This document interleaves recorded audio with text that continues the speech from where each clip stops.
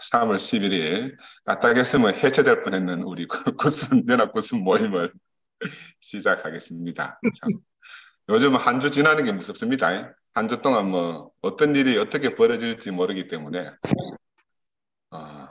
그래서 참 재미도 있고 기대도 되고 하여튼 드라마틱한 것 같아요.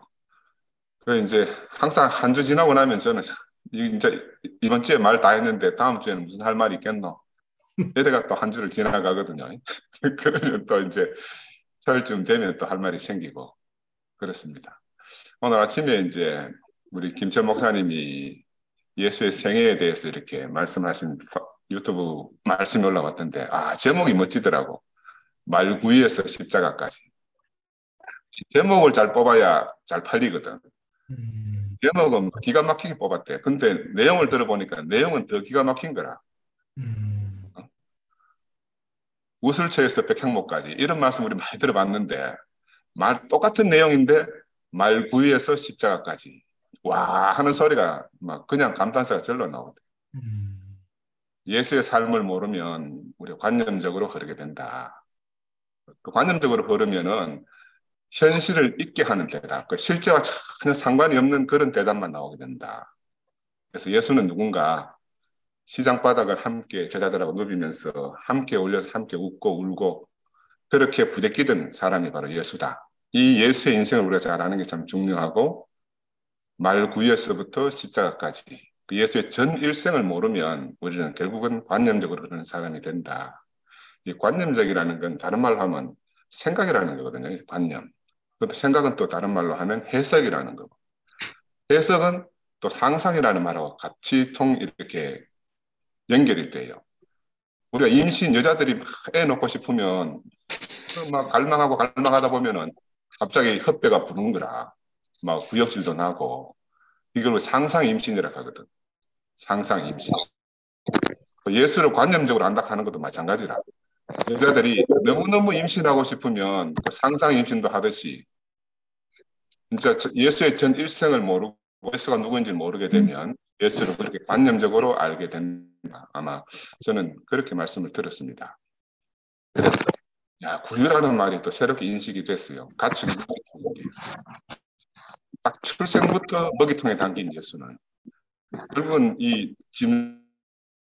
짐승들에게 먹히기 위해서 자기 인생을 시작한 것처럼 그렇게 시작이 구유에 담겨서 시작했다. 우리가 그 전에 일반 교회 다닐 때도 말 구유에 누이신 예수에 대해서 참 말씀도 많이 듣고 했지만 이렇게 오늘처럼 이렇게 새롭게 이 말씀이 들리기 처음인 것 같아요. 그래서 예수가 사람이라는 사실, 예수의 인성을 중요하게 여기지 않으면 교회에서 여러 폐단들이 나타나게 되는데 우리가 진짜 예수가 사람이고 이 예수의 인성, 인품에 참여하게 되면 결국은 궁극적으로는 우리가 신의 성품에 참여하는 사람들이 된다. 이 말씀을 했는데 아침에 야 너무너무 하여튼 막 시원하고 통쾌하고 하여튼 정말 목마른 그 갈증이 해갈되는 그런 느낌이 들었습니다. 세상에서는 먹기 위해 사는 삶이잖아요. 어떻게 하면 내가 더 많이 먹을까? 많이 먹는 사람이 성공했다 이렇게 이야기하는데 예수의 인생은 출생부터 먹혀지기 위해서 그렇게 살기 때문에 남들이 보면 남에게 먹히는 인생을 보고 다 실패라고 하잖아요. 아이고, 저 등신 같은 놈. 이렇게 이야기하지만 그 예수의 인생은 표면적으로는 실패했을지 몰라도 이면적으로는 하나님 보시기에 너무너무 자랑할 만한 심히 아름다운 그런 사람으로 살게 됐지 않습니까? 그래서 그것도 선악과를 기가 막히게 이렇게 표현을 해주시대요. 선악과는 먹음직하고 보암직하고 탐스럽기도 하다. 그래 사람이 얼른 따먹었단 말이에요. 따먹었다는 말이 손으로 뚝 떼먹었다는 말이 아니고 금방 보는 즉시 먹었다는 거잖아요. 그런 것처럼 하나님이 예수를 어떻게 하면 사람들에게 그렇게 쉽게 따먹히게 하겠나. 누구든지 따먹도록 하겠나. 그러면 영화롭게 하시면 되는 거구나. 영화롭게 하면 사람은 영화롭게 하는 거 영화로운 거 다 좋아하잖아요. 그래서 아버지의 아들을 영화롭게 하옵소서. 이 기도가 결국은 모든 사람들이 예수의 전 일생을 통해서 나타나는 그 인성, 예수를, 사람을 보고 영화롭게 보인 그 예수를 누구든지 보는 즉시 자기로 탁 이렇게 따먹을 수밖에 없도록 그렇게 영화롭게 하시는 그런 말씀을 해주시는데, 야, 이게 새롭게 저는 들렸습니다. 그래서 음식이라는 게 음식을 이해하고 먹는 사람이 없잖아요. 음식을 이해하고 먹는 사람이 없습니다.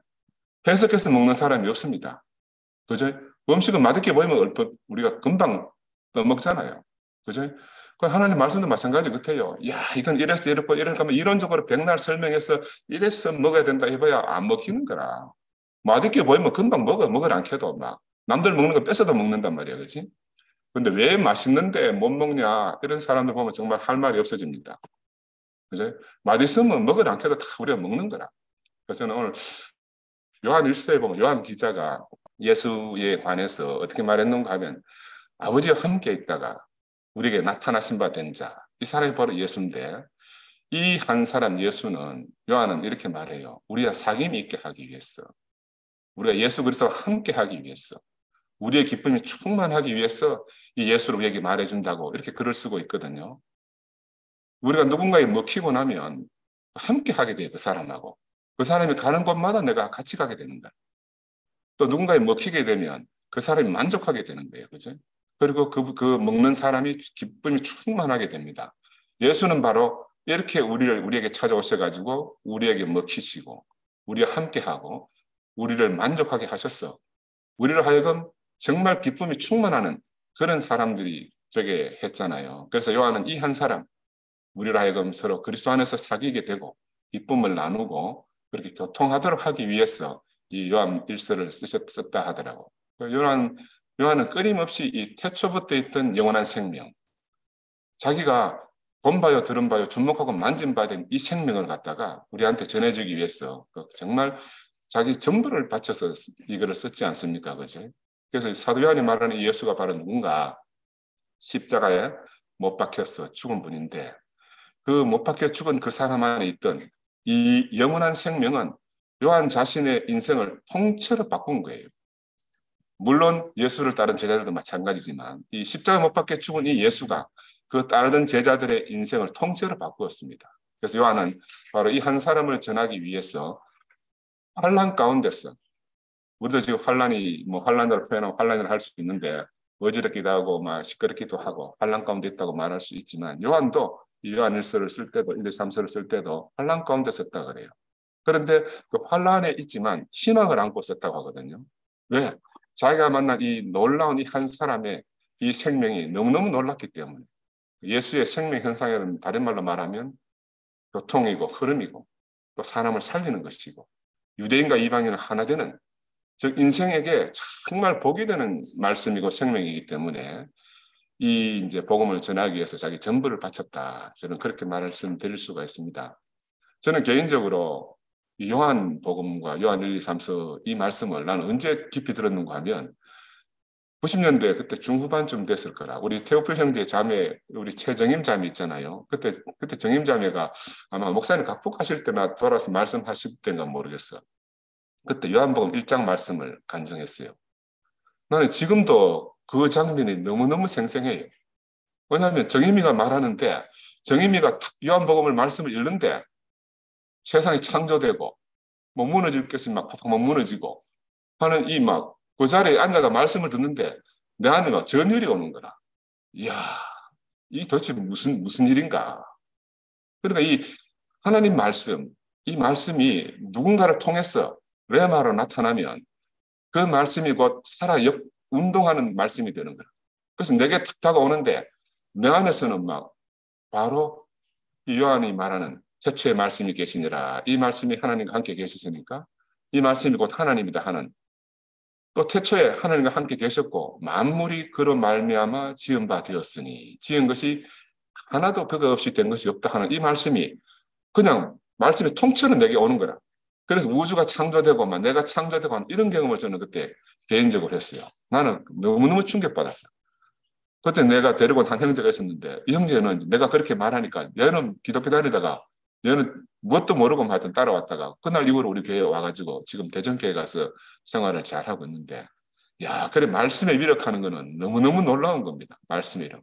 나는 그때 야 말씀으로 천지를 창조한다 하는 참 그런 경우 목사님 말씀 들은 게 아니고 우리 정임이 말씀을 듣고 그렇게 들었어요. 그래서 사람이 만든 것은 언젠가는 무너집니다. 우리 걱정 안 해도 돼. 사람이 만든 건 다 무너지게 되어 있으니까. 그때 정의미가 강단에서 엠파이어 스테이트 빌딩, 세상에서 제일 높은 엠파이어 스테이트 빌딩도 무너진다는 거라. 왜? 사람이 만든 것이니까. 세상의 모든 것은 하나님의 말씀으로 지어졌다. 그래서 나는 그때 세상을 창조하신 하나님, 그 하나님과 함께 했던 그 말씀을 귀로 들었는데 나는 그때 눈으로 봤어요. 아까 요한이 그렇게 이야기하잖아요. 우리가 본 바요, 들은 바요, 주목하고 만진 바 됐다 하는 그 실체를 나는 그때 처음 경험했어요. 그 너무너무 신기해가지고 뭐이 감당할 수 없는 그런 경험을 한번 했거든요. 요한은 바로 이렇게 창조되어져서 자기에게 다가오신 한 사람, 사람의 원형, 이 예수를 갖다가 보고 만지고 누리고 자기가 혼자만 보고 만지고 누릴 수 없으니까 바로 이 한 사람을 자기의 전 인생을 관통하고 지나간 이 한 사람. 그러니까 예수가 자기 인생을 관통해 지나가 버리면 그는 자기는 더 이상 자기 자신으로 살 수가 없는 거예요. 그래서 바로 이 자기 인생, 전 인생을 관통한 사람 예수를 우리에게 전해주기 위해서 요한복음도 쓰고 요한 1, 2, 3서를 썼잖아요. 그 안에 생명이 있었으니까 이 생명은 사람들의 빛이라. 빛이 어둠의 빛이 돼 어둠이 깨닫지 못하더라 하는 이 말씀을 쓰신 거라. 나는 오늘 우리 형제 자매 여러분에게 내 인생을 관통한 바로 요한이 본 이 한 사람을 갖다가 나를 관통해서 흐르고 있는 예수의 생명을 요한처럼 사실은 나누고 싶어서 이렇게 순모임을 하는 거거든요. 하나님은 바로 이 한 사람 예수 안에서 자기가 찾던 사람을 확인했고 사람은 예수 안에서 참 사람의 참 하나님을 만나게 되는 거야. 야, 근데 우리가 이 예수, 참 사람의 본이고 원형이신 예수를 만나려고 하면 어디 가서 만나겠습니까? 교회가 아니면 안 되는 거라. 교회가 아니면. 교회가 아니면 만날 방법이 없습니다. 길 가다가 만나겠습니까? 자다가 만나겠습니까? 아니면 혼자 상상하다가 만나겠습니까? 그죠?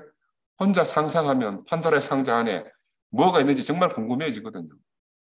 판도라의 상자 열지 마라, 열지 마라, 열지 마라 하는데 사람이 호기심이 있으면 안 열 수가 없잖아.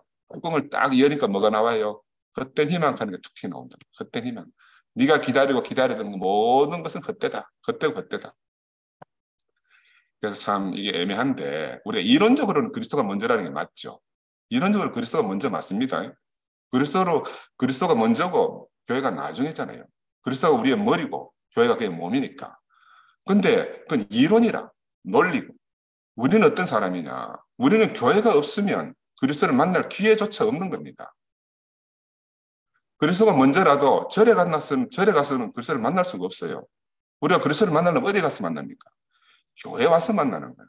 그럼 우리는 처음 접촉하는 게 뭐냐 하면 교회입니다. 교회. 그죠? 근데 이게 요즘 지금 말들이 많습니다. 그리스도가 먼저냐, 교회가 먼저냐. 저는 교회가 먼저입니다. 왜? 나는 교회를 통해서 그리스도를 만났기 때문에. 지금 요한이 고백하는 것도 요한 하나님 만난 거 아니에요. 요한은 말씀을 먼저 만난 거라. 근데 이 말씀을 만나서 가만히 보니까 이 말씀하시는 분이 하나님과 함께 계시던 분이고 이 말씀이 곧 하나님이라는 사실을 거꾸로 알아간 거잖아요. 그죠? 요한이 처음부터 하나님 만났습니까? 처음부터 하나님 만난 거 아니거든. 우리도 처음부터 그리스도 한 거 아니에요. 우리는 처음에는 교회를 만났어요. 교회 안에서 그리스도를 만나고 알게 되고 그 그리스도를 통해서 인생을 창조하신 하나님을 알게 된 거죠. 물론 교회가 탈도 많고 문제도 많잖아요. 또 역사 안에서 교회가 악행도 참 많이 저질렀잖아요. 그래도 하나님이 이 땅에서 교회를 없애지 않는 것은 이 교회를 통하지 않으면 이 그리스도의 생명이 우리에게 전달될 수가 없습니다. 성경도 있고 예수도 있지만 궁극적으로는 우리가 교회를 통해서 이 생명을 만날 수 있다. 그러니까 교회 안에서 형제들을 통해서 그 안에 유유히 흐르는 생명을 우리가 만나는 거죠. 때로는 급류로 흐르기도 하고 때로는 완만하게 흐르기도 하고 때로는 흐르지 않고 정체되어 보이는 것지만 그 생명의 흐름 안에서 우리가 그리스도를 먹고 마시고 누리는 거예요. 우리에게 이 예수의 죽음이 중요한 이유가 뭐냐 하면 예수는 우리의 대표자이기 때문입니다. 온 세상에 있으면서 예수 모르는 사람이 없어요. 예수는 모든 인생의 대표자입니다. 근데 왜 예수의 죽음이 중요한가? 우리 안에 어느 누구가 죽으면 그 죽음이 우리 안에 늘 살아있지는 못해요. 저도 우리 어머니가 돌아가셨거든요. 우리 아버지가 돌아가셨고 내 동생 상구도 죽었습니다. 근데 모든 사람에게 늘 살아있는 죽음이 아니거든.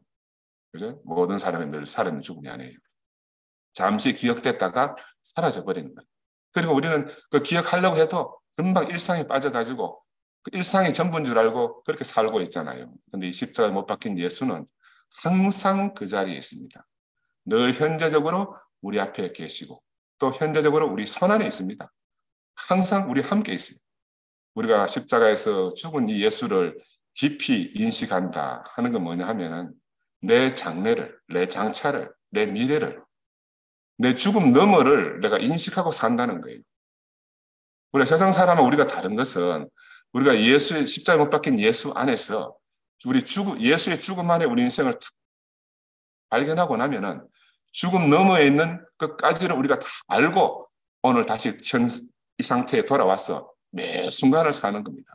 매 순간순간 현재적으로 살지만 우리는 죽음 안에 포함되어져서 사는 거예요. 그 세상은 시간의 지배를 받고 삽니다. 세상은 시간 안에 포함되어져 가지고 시간이 흘러가는 대로 자기 인생을 허비하고 삽니다. 그런데 우리는 어떤 사람인가? 우리는 예수의 죽음 안에 내 인생이 포함되어져서 함께 죽고 함께 산 경험이 있는 우리 형제 자매들은 우리는 시간을 지배하고 삽니다. 우리가 세상 사람들이 지내는 시간하고 그들은 시간 안에 포함되어져서 시간의 운명을 맡기고 살지만 우리는 시간을 지배하고 살아요. 바로 시간의 지배를 받고 사는 이런 사람들을 요즘 뭐 철학 용어를 많이 하던데 이런 사람들을 철학가들은 비본질적인 존재의 삶을 사는 사람들이다. 비본질적인 사람들이다. 비본질적인 존재의 삶을 사는 사람들이다. 근데 시간을 지배하고 사는 사람들, 이 사람들은 바로 본질적인 존재의 삶을 사는 사람이다. 우리가 십자가에 못 박힌 예수의 운명 안에서 자기 그 죽음 한가운데 있는 자기 인생을 깊이 깨닫고 발견한 사람들은 바로 시간을 지배하고 살고 바로 본질적인 존재의 삶을 사는 사람들인 겁니다. 그리고 두 종류의 사람이 있습니다.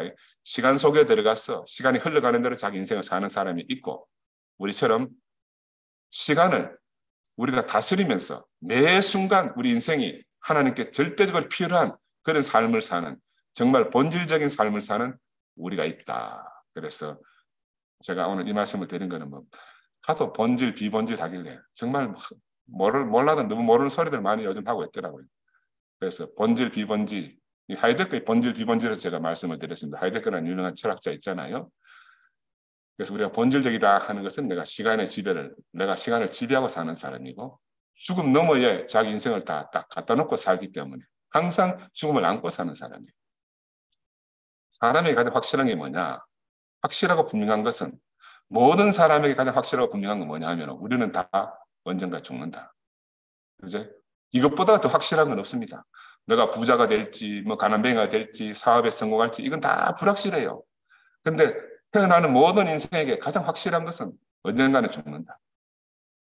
내 인생이 바로 죽음 한가운데 던져져 있다. 이걸 깨닫게 되면 우리가 뭐 누구를 미워하고 누구를 원망하고 하면서 아까운 인생을 허비하겠어요. 그죠? 우리가 예수가 참 중요한 것은 십자가에 못 박힌 이 예수의 운명이 우리한테 중요한 것은 우리 인생이 어디에 내던져져 있는가를 깨닫게 하는 거라.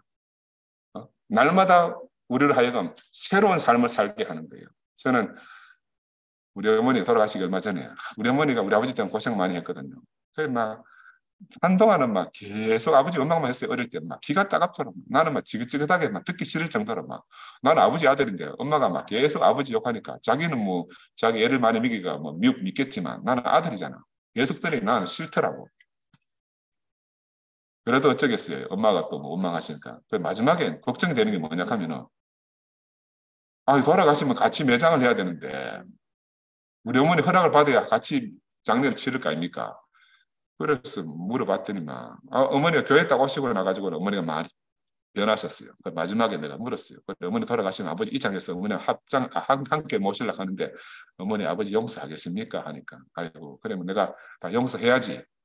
그러니 용서해 주셨기 때문에 우리 아버지는 가시 찔레꽃 많은 그 와룡산에서 우리 어머니가 계신 양지바른 경상공원묘지에 함께 이렇게 묻히게 된 거라. 왜 그런가? 어머니도 십자가에 못 박힌 이 예수의 운명을 알고 가신 거라. 원수가 따로 있는 게 아니다. 다 속인자 때문에 그런 거고 우리 아버지도 뭐 그렇게 살고 싶어 사는 게 아니고 어머니 어머니 애미기라고 태어난 거 아니잖아요. 자기 인생도 답이 없으니까 그렇게 살고 간 것뿐이에요. 나는 오늘 참 형제들 보면서 야 어떻게 우리 인생이 이렇게 가벼워졌느냐. 우리가 교회 안에서 이 영원한 생명 예수를 만나고 나니까 희미하던 우리 인생길이 환히 밝아졌잖아요. 너무너무 분명해졌잖아요. 예수가 내가 길이요 진리요 생명이다 이렇게 말했지만 나와 여러분은 지금 우리 자신이 길이고 우리가 바로 생명이 그 길을 우리가 각자의 자기 길을 살고 있는 거예요. 남의 길을 살고 있는 게 아니잖아요. 그래서 매 순간 시간의 지배를 받고 사는 어리석은 삶이 아니고 우리가 매 순간순간 우리가 시간을 지배하고 사는 그 본래적 실존의 삶을 우리가 살고 있습니다. 그래서 이 삶 안에서 보면은 예수가 아버지께서 나를 아시고 내가 아버지를 아는 것 같이 저들도 그렇게 알기를 원합니다 하는 이 기도를 하셨잖아요. 근데 그 기도가 바로 우리의 기도가 된 겁니다. 우리의 기도가 된 거예요. 나도 형제 여러분을 알고 형제 여러분도 저를 알잖아요. 목자가 양을 알고 양이 목자를 알듯이 우리는 그렇게 서로를 알고 사는 사람들이 된 거라. 영생이라는 걸 성경에 보면은 유일하신 하나님과 그가 보내신 그 아들 예수 그리스도를 아는 것이 영생이다. 이런 말도 있고 또 시편 133편 참 좋은 말씀 있잖아요. 형제가 동거하며 어찌 선하고 그리 아름다운 고 머리에 있는 보배로운 기름이 수염 곧 아론의 수염이 흘러서 그 옷깃같이 내린 같고 헐몬의 이슬이 시온의 산들에 내린 같도다. 거기서 여호와께서 복을 명하셨으니 곧 영생이다. 그 영생이라는 게 한마디로 말하면은 보내신 자와 그를 보내신 이들, 보내심을 받은 자와 그를 보내신 자를 아는 것이 영생이고 또 다른 말로 하면 형제가 함께 동거하게 되는 것이 영생이라. 그러니까 예수의 십자가의 죽음으로 탄생한 이 교회 안에서 우리가 그의 몸으로 산다. 이건 바로 영생이라. 영원한. 우리는 교회는 그리스도의 몸이고 교회는 영원히 그리스도의 자랑이잖아요. 사람이 자기 몸을 자랑하지 않으면 누구를 자랑하겠습니까? 예수가 우리를 자랑하지 않으면 누구를 자랑하겠습니까? 그래서 오늘 예수의 죽음 가운데 탄생한 이 교회는 현재적으로는 그리스도의 몸이죠. 또 한편 우리 자신이잖아요. 그리고 우리의 정체성이기도 하고. 그래서 우리는 각자가 다 예수 그리스도는 말미암아 교회로 부름받았고 이 교회 안에 와서 우리가 예수 그리스도가 무엇인지 알게 되었습니다. 그리고 그 예수 그리스도를 통해서 인생을 창조하신 분을 알게 됐고 인생의 목적을 두신 분을 알게 됐고 인생을 영화롭게 하려고 계획을 가지신 분을 알게 됐잖아요. 그 영원한 계획을 알고 나니까 우리가 참 안식 가운데 거하게 됐고 아버지가 안식하실 때에 안식할 수 있는 그런 사람들이 된 거예요. 야, 인생은 염려로 창조했다. 그런 유명한 말들이 있습니다. 인생 자체가 염려라. 여기서 안식하신 사람 아무도 없어요. 야, 근데 우리가 예수 그리스도를 알고 나니까 우리가 참 안식 가운데 거하는 거예요. 아버지가 안식하실 때 안식하는 사람. 사람들은 잃어버린 자기를 찾기 위해서 평생을 헤맵니다. 저도 참 많이 헤맸거든요. 하나님도 잃어버린 그 사람을 찾기 위해서 계속 사람을 찾고 계시잖아요. 어디서 찾겠습니까? 예수가 십자가에서 못 박혀 죽은 이 죽음 사건에서 우리도 잃어버린 우리를 찾고 하나님도 잃어버린 사람을 찾은 거잖아요. 그래서 요한은 예수가 육체로 온 것을 시인하는 영마다 하나님께 속했다. 이를 부인하는 자마다 저 그리스도라 그렇게 말했잖아요. 말씀이 육신이 됐다. 내 살을 먹고 내 피를 마시라. 이런 말들은 다른 말로 말하면 예수가 완전한 사람이라는 말이잖아요. 완전한 사람. 우리 중에 누구도 예수가 사람이라는 사실 부인하는 사람이 없잖아요. 이 십자가에 못 박힌 사람 예수의 죽음은 당연하죠. 사람이니까 당연히 죽는 것이고 우리가 한 운명이며 우리가 그렇게 예수처럼 사는 것이 너무너무 당연한 거예요. 그도 사람, 나도 사람. 하나도 구별이 없는 거라. 그래서 아까 서두에 말씀드렸지만 오늘 김재 목사가 말씀하신 것처럼 예수의 전 일생을 알고 우리가 그 일생을 포함되어서 산다는 것은 너무너무 영광스럽고 너무너무 감사한 일입니다. 사람으로서 예수가 간 길. 나도 사람이니까 당연히 가고 사람으로 누리신 그 참 생명. 우리도 사람이니까 당연히 누리는 거 아니겠어요? 이게 너무너무 당연한 거라. 근데 당연한 것을 당연하게 우리가 하지 못한 것이 얼마나 속아서 살았는지. 그래서 이 사건, 예수의 십자가 사건은 바로 인생의 진실이 밝혀진 사건이다. 그렇게 말할 수 있습니다. 사건이라는 말은 있잖아요. 존재가 시간 안에서 나타날 때 우리가 이걸 사건이라 그래요. 예수라는 참 생명의 존재가 십자가에 못 박혀 죽는 것은 시간 안에서 드러난 거라. 그래서 이것은 예수의 십자가 사건이다. 이렇게 말할 수가 있습니다. 그 십자가 사건으로 말미암아서 그가 아버지 앞에 아들이기 때문에 우리도 그 아들로 하나님 앞에 서게 됐잖아요. 그가 아버지께 외면받는 십자가 사건에서 우리도 함께 외면받았습니다. 그가 따르는 사람들로부터 오해받고 버려졌듯이 우리도 또 누군가로부터 오해도 받고 그렇게 버려지고 있잖아요. 근데 우리가 그렇게 버려지는 건 너무너무 당연한 길이라. 우리가 예수를 따라가 산다 하면서 버려지지 않는다. 그거는 정말 예수를 오해한 겁니다. 버려지는 게 당연한 거예요. 버려지는 게 당연한 거예요. 오해받는 게 당연한 거예요. 그지? 오해받는다고 진실이 없어지겠습니까? 오해받는다고 해서 진실이 가려지겠습니까? 그지? 그래서 예수의 복음은 구체적인 역사다. 예수의 복음은 사람 사는 이야기다. 실제적인 삶의 이야기다. 인생에 골고루 있는 모든 이야기가 예수의 일생 안에 다 들어있다. 우리 어머니 살아계실 때 우리 어머니도 부엌 정직간에서 태어났거든. 우리 할머니, 외할머니가 하여튼 막 어디 시아버지하고 뭐 어떤 그런 입장에 있어가지고 할머니가 방 안에서도 애를 낳을 형편이 못 됐어. 근데 부엌 정지에서 낳았는데 우리 어머니는 구유에서 태어난 이 예수 말씀을 듣고 너무너무 좋아한 거야. 야, 내가 내 인생이 정지에서 부엌에서 태어나가지고 내 인생을 왜 이렇게 원망하다가 말구유에서 태어난 예수를 보고는 자기 인생이 너무 구원이 된 거야. 그죠? 우리 인생도 마찬가지입니다. 내 인생이 아무리 비참하고 헐벗고 굶주리고 피곤하더라도 바로 예수가 우리와 함께 그런 일생을 먼저 사셨다. 그는 함께 울고 함께 기뻐하면서 제자들과 생사고락을 함께한 삶을 살고 가셨잖아요. 근데 이 예수를 갖다가 요한은 아버지 품속에 있던 독생하신 하나님이 나타났다 이렇게 표현하잖아요. 그런데 아버지 품속은 다른 말로 말하면 죽음 가운데 있는 게 아버지 품속입니다. 지성소 안에 계신 분은 그분 품 안이라는 건 죽음 자체라. 그래서 예수는 탄생부터 마칠 때까지 죽음 가운데 계셨던 거예요. 구유에서 십자가까지. 예수의 전 일생은 죽음 안에 계셨다. 다른 말로 말하면 우리의 전 일생도 죽음 가운데 있다. 어떻게 아는가? 십자가에 못 박힌 예수의 전 일생을 통해서 우리가 그 일생 안에 포함이 되는 걸 우리가 깊이 깨달으면 야, 내 인생도 죽음 가운데 있구나. 그럼 우리가 1분 1초라도 허투루 살 수가 없잖아요. 그런데 이 죽음 가운데 있는 이 예수의 생명, 이 아버지 품 안에서는 놀랄만한 교통이 일어나잖아요. 헤브론의 교통이 일어나고 이 헤브론의 교통은 이 사귐은 죽음 가운데서 있는 교통이고 죽음 가운데서 있는 사귐입니다. 아버지 품 안, 헤브론, 이건 바로 죽음 안에 있는 교통, 죽음 안에 있는 사귐입니다. 그래서 이 교통과 사귐이 있는 곳이 오늘 교회입니다. 그리고 우리 교회가 얼마나 중요합니까? 나는 교회가 없으면 못 살아요. 구약에서는 이스라엘 백성들에게는 하나님이 약속하신 젖과 꿀이 흐르는 곳이라고 말할 수 있고요. 이 안에서는 막힌 담이 허물어지고 유대인과 이방인이 하나 되고 모든 인류가 하나 되는 겁니다. 야, 그러니까 모든 인류가 하나 되는 복음을 듣고 우리가 하나 되지 못하면 우리는 하나님의 말씀을 듣고 안다 할 수가 없는 거잖아요. 그치? 그래서 지금 이곳, 우리가 지금 순모임하는 이곳이 우리 하나님 원하시던 사회고 교회고 보통이고 흐름이 있는 곳입니다. 그래서 저는 우리 모두가 예수의 일생 안에서 발견되기를 원하고 예수 안에서 사통 발달로 교통이 되기를 원하고 이 안에서 원수가 따로 없는 그런 천국을 누리기를 원합니다.